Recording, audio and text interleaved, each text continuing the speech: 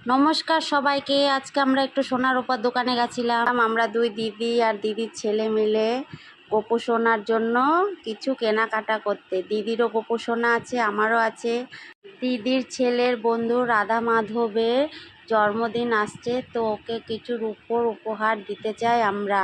আমাদের দুই গোপু সোনার জন্য নিয়েছি পায়ের মল, হাতের চূড়। দিদির ছেলের বন্ধু রাধা মাধবের জন্য নিলাম হাতের চূড়। যে রূপোর জিনিসগুলো কিনলাম সেগুলো এখন পরাবো না, পরাবো কিন্তু জন্মাষ্টমীতে। হাতের চূড় আর পায়ের মল আন্দাজে একটা কেনা হয়েছে, দেখা যাক বাড়ি গিয়ে গোপু সোনা ঠিক হয় কি না। জন্মাষ্টমীতে তোমাদের সাথে শেয়ার করব যে আমাদের দুই গোপু সোনাকে কেমন লাগছে দেখতে হাতের চূড় আর পায়ের মল পরে।